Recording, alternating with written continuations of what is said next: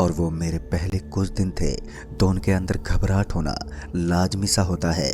पहले ही दिनों में मेरे अंदर भी एक घबराहट सी महसूस हो रही थी, लेकिन मैं अपने आप को संभालता रहा। उन दिनों हुआ कुछ ऐसा था कि अचानक ही मेरी गवर्नमेंट जॉब लग गई थी, जिसकी मैंने कभी उम्मीद तक नहीं की थी। अचानक ही होमगार्ड में इस तरह मेरी जॉब लग जाना, ये बात तो मुझे भी काफ़ी ज़्यादा हैरान कर रही थी।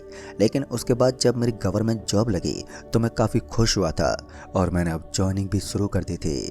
मेरे घर वाले भी मेरी सरकारी जॉब को लेकर काफ़ी ज़्यादा हैप्पीनेस फील कर रहे थे।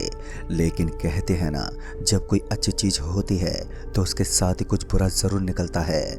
जैसे कि जब समुद्र में समुद्र मंथन किया गया था, तब अमृत के साथ साथ जहर भी निकला था। ऐसा ही कुछ मेरी ज़िंदगी के साथ हुआ था।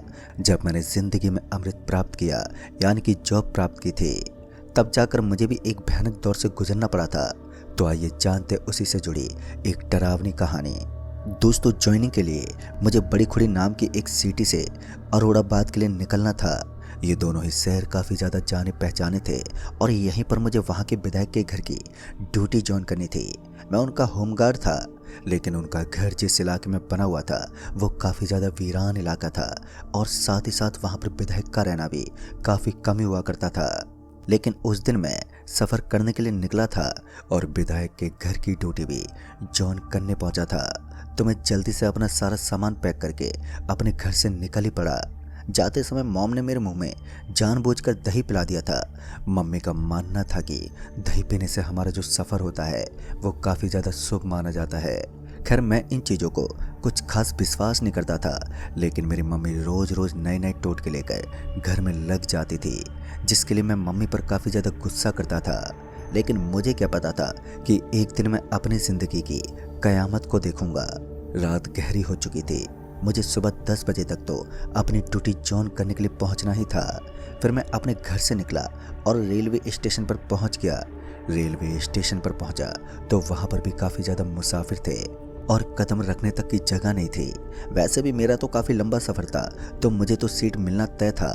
उसके बाद मैंने लोकल बोगी की एक सीट पर बैठना सही समझा। जब ट्रेन स्टेशन पर पहुंची तो मैं धक्का मुक्की करके किसी तरह उस ट्रेन के अंदर पहुंच गया।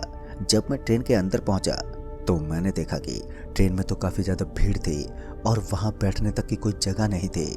लेकिन मैं ये भी जानता था कि कुछ दूर और ट्रेन आगे चलने के बाद मुझे बहुत आसानी के साथ सीट मिल जाएगी, क्योंकि सभी लोग अपनी अपनी मंजिल या फिर यूं कहें कि अपने अपने स्टेशन पर उतर जाएंगे। फिर उसके बाद मैं ट्रेन में दरवाजे पर खड़ा होकर यहीं पर सीट खाली होने का इंतज़ार करने लगा। मैं अभी गेट पर बैठा था, इसलिए बाहर की हवा लगातार मेरे जिस्म को छूते हुए निकल रही थी। कुछ देर और ट्रेन आगे चलने के बाद 3-4 स्टेशन आए और फिर जाकर ट्रेन में लोगों की भीड़ कम हुई। ट्रेन के अंदर जैसे लोगों की भीड़ कम हुई तो उसके साथ ही मुझे भी ट्रेन में बैठने के लिए एक सही जगह मिल गई और फिर मैं खिड़की वाली सीट पर जाकर आराम से बैठ गया। अभी मैं आगे के सफ़र के बारे में सोच रहा था कि आगे क्या होने वाला है। उस समय मेरे पास नोकिया का एक छोटा सा मोबाइल था, जिससे मैं कॉल करके सर को पूछ सकता था कि मुझे किस रेलवे स्टेशन से कहाँ नीचे उतरना है। उसके बाद मैंने ऐसा ही किया। जैसे जैसे ट्रेन बढ़ रही थी तो मैं वैसे वैसे कॉल करके पूछता रहा। रात के लगभग 1:30 बजे के आसपास हमारी ट्रेन एक स्टेशन पर रुकी और मुझे उसी स्टेशन पर नीचे उतरना था। लेकिन हैरानी तो ये थी कि उस स्टेशन से भी वहाँ का इलाका करीब 70 किलोमीटर दूर था। मुझे तो समझ में नहीं आ रहा था कि भला अब 70 किलोमीटर का रास्ता अकेला कैसे पार करूँगा। फिर मैं उस स्टेशन से निकलकर रोड पर आ पहुँचा। उस स्टेशन के पास ही एक नेशनल हाईवे था। जैसे मैं उस नेशनल हाईवे पर पहुंचा तो मैंने देखा कि उस नेशनल हाईवे से गाड़ियों का आगमन काफ़ी ज़्यादा हो रहा था। मैंने सोचा कि किसी गाड़ी के सामने हाथ दिखाता हूं, लेकिन काफ़ी देर तक इधर उधर भटकने के बाद भी कोई भी उस नेशनल हाईवे पर लिफ्ट देने को तैयार ही नहीं था और यही चीज़ मुझे काफ़ी ज़्यादा इरिटेट कर रही थी। तभी मैंने उस आदमी को फ़ोन लगाया जिससे मेरी बात हो रही थी। तो उस आदमी ने कहा, अरे भाई साहब, किसी गाड़ी के सामने हाथ दिखाओ, या तो कोई गाड़ी रोक लेगा या वहाँ से 5 किलोमीटर आगे एक बस स्टैंड है, तो आप किसी तरह पैदल चलकर उस बस स्टैंड तक पहुँच जाओ और उस बस स्टैंड पर पहुँचकर आप आराम से बस पकड़ लेना।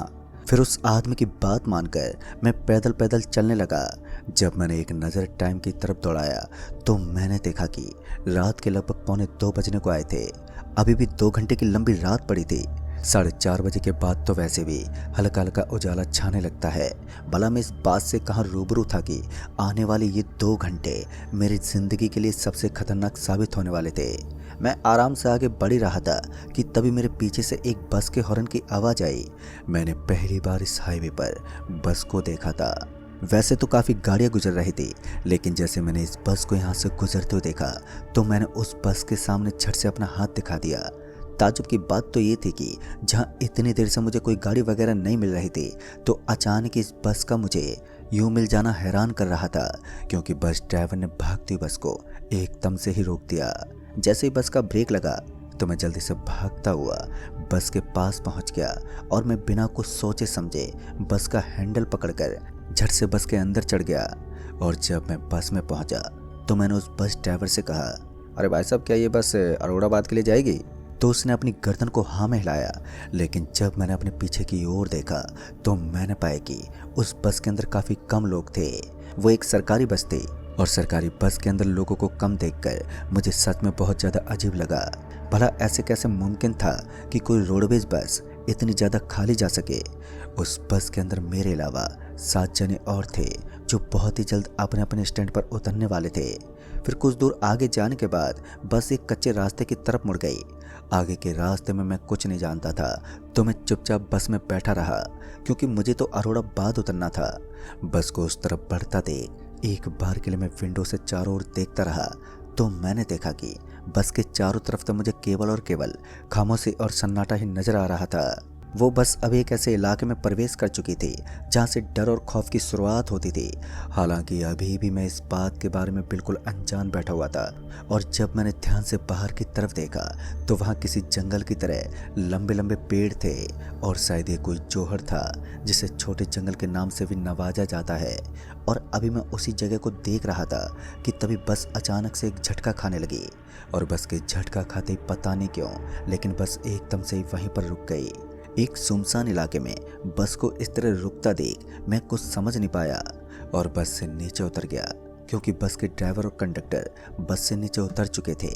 और उसके बाद जैसे मैं बस से नीचे उतरा तो मैंने देखा कि बस का एक टायर गड्ढे में फंसा हुआ था, लेकिन वो इतना गहरा गड्ढा भी नहीं था कि बस जरा से भी आगे ना हिल सके। उस बस को इस तरह वीरान इलाके में खड़ा देख मेरे दिल की तो धड़कनें तेज हो रही थी। अब तक मैं बहुत ज़्यादा डर गया था कि कहीं बस को कुछ ज़्यादा प्रॉब्लम तो नहीं हो गई है। फिर मैं बस के कंडक्टर के पास पहुंचा और उनसे कहने लगा, अरे भाई साहब, इस बस को क्या हो गया और ये आगे क्यों नहीं बढ़ रही है? तो कंडक्टर ने एक अजीब सी आवाज़ में जवाब देते हुए कहा, अभी बस में कोई प्रॉब्लम हो गई है और हम इसे ठीक करने की कोशिश कर रहे हैं। अगर बस की प्रॉब्लम ठीक नहीं हुई तो आज रात हमें यहीं रुकना होगा। उस कंडक्टर की बात सुनकर मैं वापस से बस के अंदर पहुंच गया और बस में ही बैठ गया। अंदर बहुत जोर की गर्मी हो रही थी, इसलिए मुझे बस के अंदर घुटन सी लगने लगी। अब ना ही तो मैं बस से नीचे उतर सकता था और ना ही मुझे बस के अंदर ठीक महसूस हो रहा था, क्योंकि कंडक्टर ने मुझे मना किया था कि मुझे बस से नीचे नहीं उतरना है। जब कंडक्टर ने मुझे बस से नीचे उतरने के लिए मना किया तो मुझे उसकी वो बात थोड़ी अजीब लगी। भला वो मुझे बस से नीचे उतरने से मना क्यों कर रहा होगा? मैं यही सोचकर बस में बैठा था। मैं कुछ देर तक तो बस के अंदर बैठा रहा, लेकिन मैं कहाँ उस बस के अंदर इतने टाइम तक रुकने वाला था। थोड़ा सा टाइम देखकर ही मैं उस बस से तुरंत ही नीचे उतर गया। फिर जब मैं उस बस से नीचे उतरा था तो मैंने देखा कि मुझे वहाँ अब कोई भी नज़र ही नहीं आ रहा था। उस बस का कंडक्टर और ड्राइवर दोनों ही वहाँ से गायब हो चुके थे। अब तो मैं और भी ज़्यादा डर गया। एक तो ये वीरान इलाका और ऊपर से मैं इस तरफ फंस गया था। ना ही तो मुझे वो कंडक्टर दिख रहा था और ना ही दूर दूर तक उस ड्राइवर का कोई अता पता था। मैं बहुत ही ज़्यादा घबराया हुआ था। पहले तो मैं इधर उधर टहलते रहा, लेकिन मुझे कोई नज़र ही नहीं आ रहा था। सब कुछ एकदम सुनसान पड़ा था। फिर जब मैं थोड़ी दूर बस के आगे वाले हिस्से की ओर जाने लगा तो अचानक मुझे ऐसा लगा कि सड़क के किनारे कोई है जो बैठा हुआ है। गर्मियों का मौसम था और सड़क के किनारे बैठना कोई बड़ी बात नहीं थी। मुझे लगा कि पक्का उस सड़क के किनारे कोई तो नज़र आ रहा है, इसलिए मैं ये उम्मीद लेकर उस दिशा की तरफ बढ़ने लगा जहाँ पर मुझे सफ़ेद चौका पजामा पहने वो आदमी नज़र आ रहा था। फिर जब मैं वहाँ पर पहुँचा तो अचानक ही मेरी नज़र वहीं पर बैठे एक आदमी पर पड़ी जिसके हाथ में चिलम थी और वो आदमी चिलम पी रहा था। तो उसके बाद जब मैं उस आदमी के पास पहुंचा तो उसने मुझे एक अजीब सी भाषा में कहा। मुझे ये भाषा समझ में नहीं आई, लेकिन मुझे इतना समझ में आ गया था कि वो आदमी से जानना चाहता है कि मैं कौन हूँ और इतनी रात को भला इस सुनसान पड़ी रोड पर क्या कर रहा हूँ। उसके बाद जैसे मैंने उस आदमी से कहा, देखिए भाई साहब, यहाँ हमारी बस खराब हो गई है और अब मैं आगे नहीं जा पा रहा हूँ। बस का ड्राइवर और कंडक्टर दोनों गायब हैं। मुझे लगा कि यहाँ कोई बस का मुसाफिर या फिर कंडक्टर और ड्राइवर होगा, इसलिए मैं यहाँ तक आ गया, वरना मैं यहाँ तक ना आकर आराम से बस में भी बैठ सकता था। तभी उस आदमी ने कहा, भाई साहब गलत जगह पर आ गए हो आप, जानते हो ये कौन सी जगह है? इस पर मैंने अपनी गर्दन हिलाते हुए उसे ना में जवाब दिया, क्योंकि मैं नहीं जानता था कि आखिर मैं इस वक्त किस जगह पर हूँ और मुझे कहाँ पर होना चाहिए। और फिर उस आदमी ने कहा, जितना जल्दी हो सके यहाँ से निकल जाओ, वरना कुछ ऐसा होगा जो तुम समझ भी नहीं पाओगे और बहुत ही जल्द तुम्हारी जगह, तुम्हारी अर्थी यहाँ से उड़ जाएगी। उस आदमी की बात सुनकर मैं पूरे तरीके से सहम गया था। फिर मैंने उस आदमी से कहा, लेकिन भाई साहब आप कहना क्या चाहते हैं? मैंने इतना कहकर वापस से अपने कदमों को पीछे की तरफ मोड़ दिया, लेकिन फिर मैं ये पूछना भूल गया था कि मैं किस जगह पर हूँ। जब मैं यही बात पूछने के लिए वापस से पीछे की तरफ पलटा तो मेरी आंखें फटी की फटी रह गई और मेरा पूरा शरीर थर थर कांपने लगा, क्योंकि इस बार मैंने देखा कि मुझे वहाँ कोई भी नजर नहीं आ रहा था। पीछे की तरफ बैठा हुआ वो आदमी अब वहाँ से गायब हो चुका था। सिर्फ एक ही सेकंड में इस तरह का नज़ारा देखकर मैं तो पूरा डर गया था, और एक इंसान को अकेले में डराने के लिए इतना काफ़ी होता है। मैंने बहुत बार इधर उधर आवाज़ भी लगाई, लेकिन वहाँ चारों ओर अब कोई भी नहीं था। उसके बाद मुझे लगा कि अब तो मुझे यहाँ से निकलना ही चाहिए। उसके बाद मैं सरपट अपनी बस की तरफ भागने लगा। जब मैं बस वाली जगह के पास पहुँचा तो मैंने देखा कि हमारी बस तो वहाँ से जा चुकी थी, और इतना सब देखते ही मैं तो पूरा गुस्से से लाल हो गया। भला कोई मुझे अकेला कैसे छोड़ सकता था? मुझे इतना जोर का गुस्सा आया था कि मैं अपने शब्दों में बयान नहीं कर सकता। उस वक्त मैं अपने हाथों को ही पीटने लगा। मैं खुद को कोस रहा था, क्योंकि उस ड्राइवर ने मुझे कहा था कि बस से नीचे मत उतर जाना। उस समय मुझे गुस्सा तो बहुत जोर का आया था, लेकिन मैं कर भी क्या सकता था। फिर मैं सड़क के किनारे किनारे चलने लगा, क्योंकि यहाँ से पैदल चलना ही अपने लिए सही रास्ता था। इसके अलावा मेरे पास दूसरा कोई चारा नहीं था। मुझे लगा कि रात में गुजरने वाली किसी गाड़ी को रुकवाकर उसके अंदर बैठ जाऊंगा, लेकिन साला आज तो किस्मत ही खराब निकली। उस भयंकर बड़ी खाली जगह में मुझे कोई गाड़ी तो छोड़ो, दूर दूर तक कोई परिंदा भी नजर नहीं आ रहा था। यहाँ तक किसी जानवर का भी वहाँ कोई नामो निशान नहीं था। उसके बाद मैं आगे पैदल पैदल चलता रहा, और वहाँ से थोड़ा दूर आगे जाने के बाद मुझे एक बड़ा घना जंगल नजर आने लगा। वो जंगल इतना ज़्यादा घना था कि उसे देखने मात्र से ही हर किसी को डर लग जाए। बड़े बड़े लोग भी उस जंगल को रात में इस कदर देखकर कांप उठते हैं। उस समय रात के शायद 3 बजने को आए थे। मैं अपने कदमों को उस जंगल की तरफ बढ़ाने की कोशिश तो कर रहा था, लेकिन दूसरी तरफ मेरा मन ये बोल रहा था कि मुझे उस जंगल के अंदर अपने कदम नहीं पटकने चाहिए। मगर यहाँ से आगे बढ़ने का भी यही केवल एक मार्ग था, इसलिए मुझे ना चाहते हुए भी उस डरावने जंगल के अंदर अपने कदम पटकने पड़े। मेरे कदमों से मेरे कदमों की आवाज़ गूंज रही थी। फिर उसके बाद मैंने उस जंगल के अंदर प्रवेश किया तो वहाँ का सन्नाटा तो टूटने ही लगा था। साथ ही साथ ऐसा लग रहा था मानो इस जंगल को खाली पड़े आज कई साल बीत चुके हैं, क्योंकि जंगल के अंदर मौजूद सारी की सारी लकड़ियाँ इधर से कटी फटी पड़ी थी और अब वो मिट्टी बन चुकी थी। उस घोर जंगल को देखने मात्र से ही ऐसा लग रहा था जैसे इसमें कोई नहीं आता। काफ़ी सहजता से मैं उस जंगल के अंदर घुस तो गया था, लेकिन अब बारी थी कयामत से सामना करने की, क्योंकि मैंने देखा कि सड़क के बीच में एक गहरा गड्ढा बना हुआ था, और उस गड्ढे को दूर से देखने पर ही ऐसा लग रहा था जैसे उसके अंदर कुछ है। फिर धीरे धीरे मैंने अपने कदमों को उस गड्ढे की तरफ बढ़ाने शुरू कर दिए, और वो गड्ढा भी अजीब सी हरकतें कर रहा था। ऐसा लग रहा था मानो उसके अंदर लाल लाल कोई चीज़ है जो इधर से उधर उछल रही है। फिर जब किसी तरह मैं उस गड्ढे के एकदम करीब पहुंचा तो उस गड्ढे के एकदम पास जाते ही मैंने देखा कि वहाँ पर मुझे लाल रंग के लावे की तरह कुछ उबलता हुआ नजर आ रहा था। ऐसा लग रहा था मानो ये लावा ही है जो जमीन से निकल रहा है। उस वक्त मैंने ये सोचकर इस चीज़ को नज़रअंदाज कर दिया कि भला मुझे इस चीज़ से क्या तकलीफ होगी, और फिर मैं अभी आगे बढ़ने ही वाला था कि मेरे दोनों पैर एकदम से जम गए, और उसके तुरंत बाद ही मेरा शरीर बहुत ही सहजता के साथ पीछे की तरफ जाने लगा। ऐसा लग रहा था मानो कोई मेरे शरीर को पकड़कर पीछे की तरफ खींच रहा है। ना जाने मैंने अपने शरीर को रोकने की कितनी ज़्यादा कोशिश की, लेकिन अब तो ऐसा लगने लगा था जैसे कि मेरा जिस्म अब कंट्रोल में नहीं है। बहुत ज़्यादा कोशिश करने के बाद भी मैं अपने शरीर को अपने काबू में नहीं कर पा रहा था। पता नहीं क्यों, लेकिन अचानक ही मेरा पैर फिसल गया और फिर मैं धड़ाम से उसी गड्ढे के अंदर समा गया, जिसके अंदर मुझे आग से उबलता हुआ लावा नजर आ रहा था। और जैसे मैं उसके अंदर गिरा तो मेरी आंखें बंद होने लगी। मुझे ऐसा लग रहा था मानो मैं आसमान की ऊंचाई से गिर रहा हूँ। फिर कुछ देर के लिए मुझे चक्कर आने लगे और मैं अपनी आंखों को खोल नहीं पा रहा था। थोड़ी देर के बाद मैं धड़ाम से एक जगह पर गिर पड़ा और जब मुझे ऐसा महसूस हुआ कि अब मैं एक जगह पर स्थिर हूँ, तो मैंने धीरे धीरे अपनी आंख खोली। और जैसे मैंने अपनी आंखें खोली तो मैंने कयामत से भरे हुए एक नज़ारे को देखा, जिसे लोग सिर्फ बुरा सपना कहते हैं। आज उसी सच्चाई को मैं अपनी आंखों के सामने हकीकत में देख रहा था। लंबे लंबे सींग और लाल लाल चेहरा लेकर कुछ अजीब से टाइप में नजर आने वाले शैतान वहां पर घूम रहे थे। और उसके बाद जब मैंने अपने आप को देखा तो मैंने पाया कि मेरा पूरा शरीर जकड़ा हुआ था। ऐसा लग रहा था कि किसी ने मुझे बांध दिया हो, लेकिन मेरे शरीर पर तो मुझे कोई रस्सी वगैरह नजर ही नहीं आ रही थी।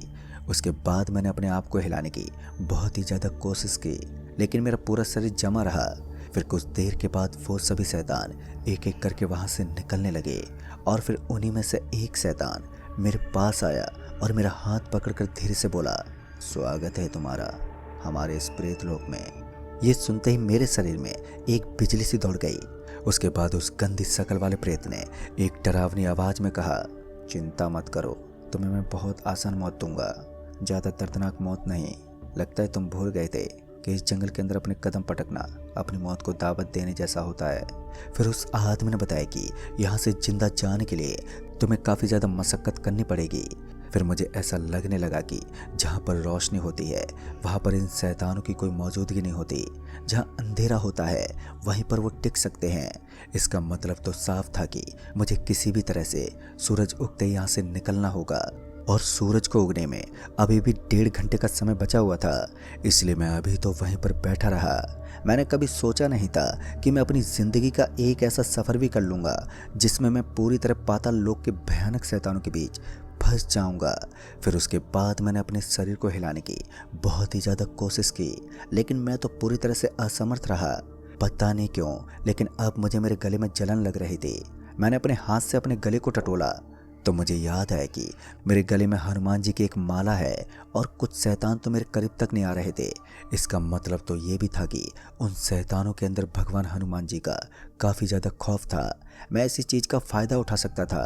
धीरे धीरे अब समय बीतने लगा और अब वो शैतान मुझे अर्थी पर चढ़ाने वाले थे, या फिर यूँ कहें कि वो सभी मेरी बलि देने वाले थे। क्योंकि वहाँ के इलाके को देखकर ऐसा ही लग रहा था कि यहाँ के सारे शैतान इंसानी मांस और इंसानी हड्डियाँ खाते हैं। और उसके बाद मैं अपनी जान बचाने के खातिर भगवान हनुमान जी का हनुमान चालीसा पढ़ने लगा, क्योंकि मैं हनुमान जी का काफ़ी बड़ा भक्त था और आए दिन भगवान हनुमान जी का पूजा पाठ और हनुमान चालीसा पढ़ा करता था। कहते हैं जब हनुमान चालीसा की कथा सुनाई जाती है तब भूत प्रेत कोसों दूर चले जाते हैं। पहले तो मैंने अपनी आंखें बंद कर ली और उसके बाद मेरे मन में आने वाले भगवान हनुमान जी के कुछ मंत्रों का उच्चारण करने लगा, जो मुझे काफ़ी ज़्यादा ढंग से आते थे। कुछ देर तक तो मैं अपने मुंह से भगवान हनुमान जी के मंत्रों को गाता रहा, लेकिन उसके बाद मुझे ऐसा लगने लगा कि अब मेरा शरीर किसी आग की भट्टी की तरह जलने लगा है। पूरा शरीर गर्म हो चुका था और तभी अचानक ही मेरा पूरा का पूरा शरीर एकदम से सुन्न पड़ने लगा और पूरे बदन में एक बिजली सी दौड़ने लगी। मुझे अपने कान में बहुत तेज चिल्लाने की आवाज़ भी सुनाई दे रही थी। उस वक्त मैं काफ़ी ज़्यादा डर चुका था, लेकिन इसके बावजूद भी मैंने अपने मुंह से निकलते हुए मंत्रों को बंद नहीं किया और हनुमान चालीसा का पाठ करता रहा। फिर कुछ देर के बाद पता नहीं क्यों, लेकिन मेरी आंखों में एकदम से जलन होने लगी और फिर मुझे ना चाहते हुए भी अपनी आंखों को खोलना पड़ा। जैसे ही मैंने अपनी आंखें खोली तो मैंने देखा कि मैं वापस से उसी जगह पर आ गया था जिस जगह पर मुझे लाल लाल रंग का एक गड्ढा नजर आया था, जिसके अंदर आग की तरह लावा दिख रहा था। अब तक मेरे फ़ोन की घंटी बजने लगी थी, यानी कि अब नेटवर्क इशू भी नहीं था। मैंने फ़ोन उठाया और जब सामने से आवाज़ आई तो वो मेरी जॉब वाले मैनेजर ही थे। जब मैंने बात की तो उन्होंने कहा, आप चिंता मत करो, आप चुपचाप बिना डरे उस जंगल से बाहर आ जाओ। तब तक मैं आपके पास कुछ लोगों को भेज देता हूँ। और उसके बाद लगभग 1-1.5 घंटा बीत गया, तब जाकर एक आदमी अपनी बाइक लेकर मेरे पास पहुँच गया और मुझे सही सलामत मेरे मंजिल तक ले गया। दोस्तों, उस दिन मैं खुद को बचाने में सफल रहा, लेकिन मुझे उस चीज़ का भी सामना करना पड़ा जो मेरे लिए काफ़ी ज़्यादा दर्दनाक थी। पता नहीं उस जंगल के कौन कौन से राज हैं जिनके बारे में मैं नहीं जानता था, लेकिन फिर वहीं के एक आदमी ने मुझे बताया कि उस जंगल के नीचे एक भूत लोक है और उस पाताल लोक के अंदर भूत प्रेत रहते हैं, लेकिन वो भूत पिशाच वहाँ से गुजरने वाले किसी भी इंसान को जिंदा नहीं छोड़ते। फिर तुम जिंदा कैसे बच गए, ये तुम्हारी किस्मत है। दोस्तों, उस दिन के बाद मैं कभी भी उस जंगल जैसे रास्ते से गुजरने की कोशिश नहीं करता हूँ। तो दोस्तों, इस कहानी में बस इतना ही। कहानी आपको पसंद आई हो तो वीडियो को लाइक शेयर ज़रूर कर दें और साथ ही हमें नीचे कमेंट बॉक्स में ज़रूर बताएं। तो मैं आपका दोस्त राजकुमार जल्द ही मिलूंगा ऐसी एक और नई कहानी के साथ। तब तक के लिए बाय एंड टेक केयर।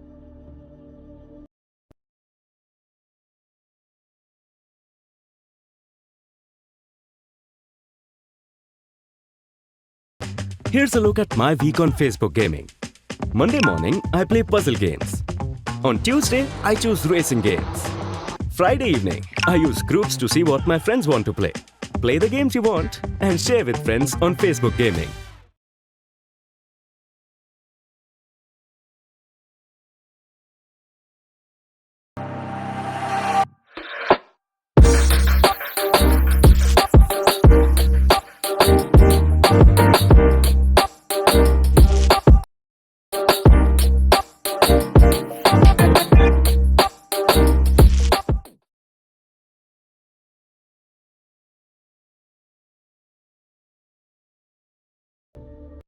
दोस्तों, सोनवार से तकरीबन 53 किलोमीटर रात के 1:30 बजे जब ट्रेन अचानक रुक गई तो पहले लगा कि शायद किसी दूसरी ट्रेन को पासिंग के लिए ट्रेन रुकी होगी, पर फिर ध्यान आया कि ये तो सिंगल लाइन वाली ट्रैक है, फिर भला ट्रेन यहाँ क्यों रुकी है। मैं जिज्ञासावश अपने बर्थ से उठा और बोगी के गेट की तरफ बढ़ा। फिर जब मैं बोगी के गेट पर पहुंचा तो मैंने देखा कि ट्रेन से काफ़ी दूर एक स्टेशन है, जो कि बड़ी हैरानी वाली बात थी, क्योंकि रेलवे ट्रैक तो स्टेशन के प्लेटफार्म से तो लगा ही होता है, फिर यहाँ रेलवे ट्रैक से इतनी दूर प्लेटफार्म बनाने का भला क्या वजह रही होगी। मैं अभी हैरानी भरी नज़रों से उस स्टेशन को ही देख रहा था कि तभी पीछे से किसी ने मुझे ज़ोर से धक्का दिया, जिस वजह से मैं बोगी से बाहर गिर पड़ा। मैं इससे पहले उठकर वापस ट्रेन में चढ़ता कि तभी मुझे लगा कि मेरे ऊपर कुछ बहुत भारी भरकम चीज़ रख दी गई हो, जिस वजह से मैं हिल तक नहीं पा रहा था। वो दबाव इतना ज़्यादा था कि मैं सांस भी बड़ी मुश्किल से ले पा रहा था। इसी बीच मेरी ट्रेन भी खुल गई और मैं चाहकर भी ट्रेन में नहीं चढ़ पाया, और जब ट्रेन वहाँ से गुजर गई तो उसकी कुछ देर के बाद वो भारीपन एकदम से महसूस होना ख़त्म हो गया।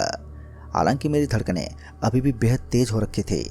वो एहसास ही इतना डरावना था कि मेरे हाथ पैर भी थरथरा रहे थे। खैर, कुछ देर वहीं खड़े रहने के बाद जब मेरी सांसें नॉर्मल हुई तो मैंने आसपास देखा, जहाँ सिर्फ उस इकलौते स्टेशन के अलावा दूर दूर तक कुछ भी नहीं था। मेरी ट्रेन तो छूट चुकी थी, लिहाजा अगली ट्रेन के बारे में पता करने के लिए मैं उस स्टेशन की तरफ बढ़ा। फिर जब मैं उस स्टेशन के करीब पहुंचा तो मेरी पहली नज़र उस स्टेशन पर लगे बोर्ड पर गई, जिस पर लिखा हुआ था एकांत जंक्शन। उस स्टेशन का नाम जानकर मैं मन ही मन ये सोचने लगा कि बड़ा सही नाम रखा है। फिर जब मैं उस स्टेशन में दाखिल हुआ तो मैंने पाया कि पूरा का पूरा स्टेशन खाली पड़ा है। हालांकि वहाँ की लाइट्स और पंखे, प्लेटफार्म पर लगी बड़ी बड़ी घड़ियाँ सब दुरुस्त काम कर रहे थे, पर कोई काम करता हुआ और ना ही चलता हुआ वहाँ पर दिखाई दे रहा था। स्टेशन अपने नाम की ही तरह एकांत पड़ा हुआ था। फिर जब मैं स्टेशन से बाहर निकला तो स्टेशन के बाहर कुछ दुकानें दिखी, जिनमें से अभी भी कुछ दुकानें खुली हुई थी, जहाँ पर कुछ लोग मौजूद थे।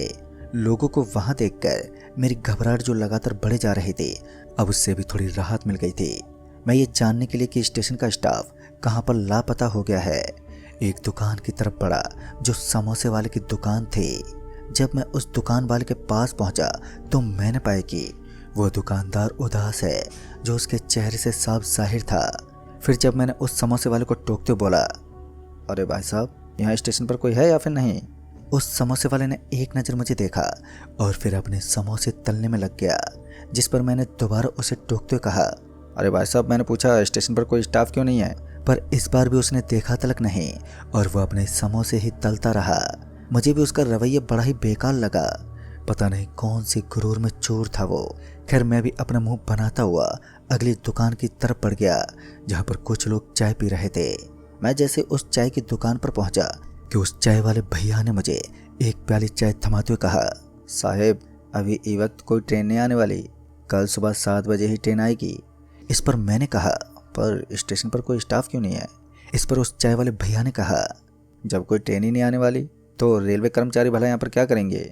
और ये बोलकर वो अपने काम में बिजी हो गया और वहीं मैं ये सोचने लगा कि अभी तो 2 ही बजे हैं और बाकी की रात कैसे कटेगी।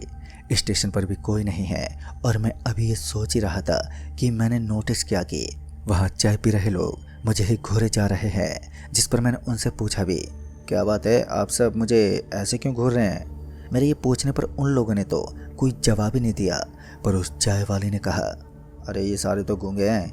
चाय वाले भैया की बात सुनकर तो मैं थोड़ा हैरान हो गया, क्योंकि वो सारे किसी अच्छे खासे और काफ़ी पढ़े लिखे लग रहे थे। उनकी सारी वेशभूषा को देखकर कोई ये अंदाजा नहीं लगा सकता था कि वो सारे गूंगे हैं। खैर मुझे अभी ये सोचना था कि रात कैसे काटी जाए। फिर जब मैंने उस चाय वाले से पूछा, भाई साहब यहाँ रात बिताने के लिए जगह मिल सकती है? इस पर उस चाय वाले ने कहा, साहब आपको सुबह की 7 बजे की ट्रेन पकड़नी है कि नहीं? इस पर मैंने कहा, हाँ बिल्कुल पकड़नी है भाई। और मेरे इतना बोलते ही उस चाय वाले ने कहा, फिर चलते फिरते रहिए और कोशिश कीजिएगा कि नींद की झपकी भी आपको ना आए, नहीं तो 7 बजे वाली ट्रेन नहीं पकड़ पाओगे।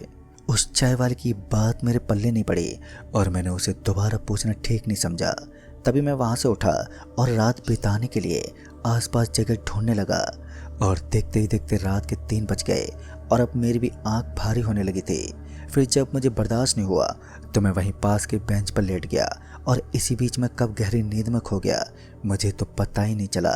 फिर जब मेरी आंख खुली तो मैंने पाया कि अभी भी काफ़ी अंधेरा है, तो मैं एक बार फिर सो गया। पर अब मुझे नींद नहीं आ रही थी, लिहाजा मैं उठकर बैठ गया और मैं अभी उठकर बैठा ही था कि उसी चाय वाले ने मुझे आवाज़ देते हुए कहा, साहब छूट गई ना ट्रेन, मैंने कहा था ना कि मत सोना, पर आप माने ही नहीं। इस पर मैंने जवाब देते हुए कहा, अरे भाई साहब अभी तो रात ही है, ट्रेन तो 7 बजे की है ना। इस पर वो चाय वाला कुछ कहने की जगह पर मुस्कुराकर अपने काम में लग गया और मुझे उलझन में छोड़ गया। पर अब तक मेरे मोबाइल की बैटरी भी ख़त्म हो चुकी थी, जिस वजह से मुझे टाइम का पता भी नहीं चल पा रहा था। फिर जब मैंने आसपास के दुकानदारों से वक्त पूछा तो मैंने पाई कि किसी दुकानदार के पास घड़ी ही नहीं है। फिर मुझे ध्यान आया कि स्टेशन के प्लेटफार्म पर घड़ी लगी हुई है। मैं फ़ौरन ही प्लेटफार्म पर पहुंचा और जब वहां लगी घड़ी में वक्त देखा तो मैं ये देखकर चौंक गया कि उस घड़ी में तो रात के 22 यानी कि 10 बज रहे थे, जबकि मुझे अच्छे से याद है कि मैं जब यहाँ पर पहुंचा था तब इस घड़ी में 1:45 बज रहे थे। फिर ये घड़ी रात के 10 बजे का टाइम क्यों दिखा रही थी? उस वक्त मेरा दिमाग एक पल में चकरा सा गया। फिर मैं कुछ देर तक उस घड़ी को वहीं एकटक देखता रहा। फिर जब मेरा ध्यान उस घड़ी से हटा तो मेरी नज़र प्लेटफार्म पर घूम रहे उन्हीं 4 गूंगे लोगों पर गई जो मुझे चाय की दुकान पर घूर रहे थे। पता नहीं क्यों वो चारों मुझे कुछ अजीब से लग रहे थे। खैर मैंने उस वक्त उन लोगों को टोकना ठीक नहीं समझा और वापस उस चाय वाले के पास पहुंचा। मैं अभी उस चाय वाले के पास पहुंचा ही था कि चाय वाले ने मुस्कुराते हुए कहा, क्यों साहब हो गए तसल्ली? इस पर मैंने कहा, क्या तसल्ली, स्टेशन की घड़ी खराब हो रखी है। इस पर वो चाय वाला बोला, स्टेशन की घड़ी बिल्कुल ठीक है, आपको जल्दी ये समझ में आ जाएगा। और इतना कहने के बाद वो चाय वाला वापस से अपने काम में लग गया। वहीं मुझे अभी भी ये यकीन हो रहा था कि मैं लगभग पूरे 18 से 20 घंटे सोता रहा। मैं वापस स्टेशन के प्लेटफार्म पर गया और पास के बेंच पर बैठकर उस घड़ी को घूरने लगा। धीरे धीरे वक्त बीतता रहा और फिर जब मुझे ट्रेन की हॉर्न सुनाई पड़ी तो मेरा ध्यान उस घड़ी से हटकर दूर पटरियों की तरफ गया जहाँ एक ट्रेन रुकी हुई थी। मैं उस ट्रेन को देखते ही ट्रेन की तरफ भागा, पर इससे पहले मैं उस ट्रेन तक पहुंच पाता कि ट्रेन निकल गई और मैं चीखता चिल्लाता ही रह गया। मेरे पास एक मौका था यहाँ से निकलने का और वो भी मेरे हाथ से निकल चुका था। तभी मैं अपना सिर झुकाए वापस से स्टेशन की तरफ जाने के लिए जैसे ही पलटा कि मुझे किसी के कराहने की आवाज़ सुनाई पड़ी। फिर जब मैं पीछे पलटा तो मैंने देखा कि पटरियों के बगल में कोई औंधे मुंह गिरा पड़ा है और ये देखते ही मैं फौरन ही उसके पास गया और सहारा देते हुए उसे उठाया, पर वो अभी भी पूरी तरह अपने होश में नहीं था। मैंने उसके गालों पर थपथपाकर उसे होश में लाने की कोशिश की, पर कोई फर्क ही नहीं पड़ा उसे। लिहाजा मैं उसे किसी तरह स्टेशन पर ले आया और मैंने अभी उसे स्टेशन की बेंच पर लेटाया ही था कि उसे होश आ गया और वो आदमी होश में आते ही चिल्लाते हुए बोला, किसने धक्का मारा मेरे को? अभी उसने इतना बोला ही था कि उसे एहसास हुआ कि वो ट्रेन की बोगी में नहीं बल्कि स्टेशन की प्लेटफार्म के बेंच पर बैठा है। ये एहसास होते ही वो आदमी एकदम से शांत हो गया और आसपास देखने लगा। फिर कुछ देर अपने चारों तरफ देखने के बाद वो आदमी बेंच से उठते हुए बोला, मैं यहाँ पर कैसे आ गया? मैं तो ट्रेन में था ना। इतना बोलते ही वो आदमी एकदम से गुस्से में आ गया और मेरे पर झपटते हुए बोला, तू ही है ना वो जिसने मुझे ट्रेन से धक्का दिया था? फिर मैंने किसी तरह अपना बचाव करते हुए कहा, भाई साहब मैं वो नहीं हूँ, मैंने तो बस आपको पटरी के पास पड़ा हुआ देखा था तो मैं आपको यहाँ पर उठा कर ले आया। मैंने अभी इतना कहा ही था कि उस आदमी का ध्यान प्लेटफार्म के नीचे गया तो उसने कहा, ये कैसा स्टेशन है? इस पर मैंने जवाब देते हुए कहा, भाई साहब पटरियाँ तो हैं यहाँ से कुछ दूर आगे को। उस आदमी को देखकर ये साफ जाहिर था कि यह आदमी उसी सदमे से गुजर रहा है जिससे मैं गुजरा था, पर समस्या अभी भी बरकरार थी। फिर किसी तरह मैंने उस आदमी को शांत किया और उसे मेरे साथ हुई हर बात बता दी। मेरी बात सुनने के बाद वो दंग रह गया। हालांकि उस आदमी को मेरी बात पर उतना भरोसा नहीं हुआ, पर उस समय उस आदमी ने यह जाहिर नहीं होने दिया। खैर अब हम दोनों को ही यहाँ से निकलना था। जहाँ मुझे फिर से 7 बजे वाली ट्रेन के आने का इंतज़ार था, तो वहीं उस आदमी को यानी कि रुद्र को ये ख्याल आया कि ट्रेन का वेट क्यों करना, किसी दूसरी सवारी से निकल जाते हैं।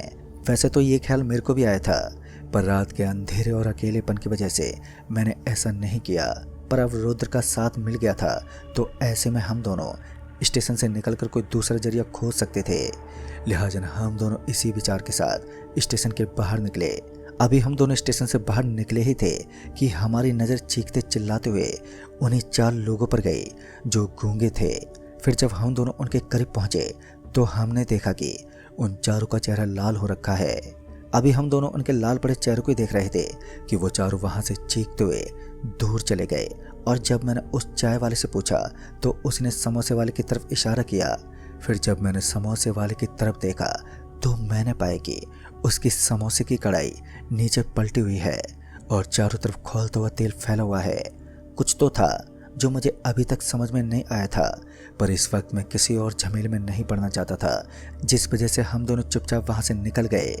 स्टेशन से काफ़ी दूर आने के बाद जो सबसे पहली चीज़ हम दोनों को खटकी वो ये थी कि यहाँ से दूर दूर तक कोई चौड़ा रास्ता नहीं था। सिर्फ 2 से 3 फीट चौड़ी कच्ची सड़क थी। ऊपर से अंधेरा होने के कारण हम दोनों को ज़्यादा दूर तक दिखाई नहीं दे पा रहा था, पर हम दोनों लगातार आगे बढ़े जा रहे थे। हमें ये तो पता नहीं था कि अभी कितना वक्त हुआ है, पर अब हम दोनों ही चलते चलते, जिसके चलते हम दोनों कुछ देर सुस्ताने के लिए बैठ गए और सुस्ताते हुए कब हम दोनों की आंखें लग गई हमें पता ही नहीं चला। और जब आंख खुली तो अभी भी रात जो की तोप बनी हुई थी। हम दोनों वहाँ से उठे और आगे चल पड़े। हम दोनों ऐसे आगे बढ़ते और जब थक जाते तो सुस्ताने रुक जाते और जब भी आंख खुलती तो रात ही रहती। बीतते वक्त के साथ अपनी हालत देखकर हम दोनों की समझ में आ गया था कि यहाँ से निकलने का सिर्फ एक ही रास्ता है, वो है सुबह 7 बजे वाली ट्रेन। पर दिक्कत तो ये थी कि हम चाहकर भी सुबह तक जगे नहीं रह पाते थे, पर हमें किसी तरह जगे ही रहना था और शायद वो चाय वाला इसमें हमारी कोई मदद कर सकता था। लिहाजा हम दोनों इस उम्मीद के साथ उस एकांत जंक्शन की तरफ मुड़े। हालांकि हमें अभी ये भी नहीं पता था कि हम स्टेशन से कितना दूर चले आए हैं, पर संजोग से रुद्र को रेलवे ट्रैक दिख गया और हम दोनों उस रेलवे ट्रैक के सहारे एकांत जंक्शन की तरफ बढ़ने लगे। हमें ये तो पता था कि स्टेशन तक पहुंचने में हमें काफ़ी लंबा वक्त लगेगा, पर कितना वक्त लगेगा इसका बिल्कुल भी अंदाज़ा नहीं था। पर हम दोनों चलते रहे और जब भी हम दोनों की आंखें भारी होने लगती तो हम दोनों एक दूसरे को चींटी काटने लगते ताकि हम दोनों जगे रह सकें और दिन का उजाला देख पाएं। पर हमारी सारी तरकीबें बेकार हो रही थी, पता नहीं कैसे, पर हम दोनों की हर बार आंख लगी जाती थी और जब आंख खुलती तो वही अंधेरा दिखता। पर हम दोनों ने हिम्मत नहीं हारी और अपनी इकलौती उम्मीद की तरफ बढ़ते रहे। आखिरकार हम दोनों एकांत जंक्शन पहुंच ही गए। स्टेशन पर पहुंचते ही जब हम दोनों उस चाय वाले के पास पहुंचे तो वो चाय वाला हमें देखते ही बोला, अरे साहब बड़े दिनों बाद। इस पर जब मैंने उसे कुछ कहना चाहा तो मैंने पाया कि अब मेरे मुंह से आवाज़ ही नहीं निकल रही है। मेरा गला पूरी तरह बैठ गया था, यहाँ तक कि रुद्र के गले से भी आवाज़ नहीं निकल पा रही थी। हम दोनों इसी उलझन में थे कि अचानक से हमारे गले को भला क्या हो गया कि तभी स्टेशन की तरफ से एक आदमी अपना सर पकड़ते हुए आया और चाय वाले से बोला, अरे भैया यहाँ स्टेशन पर कोई दिखाई क्यों नहीं दे रहा है? Get Pooja Essentials for wedding at up to 35% off on your first order. Download Meesho now.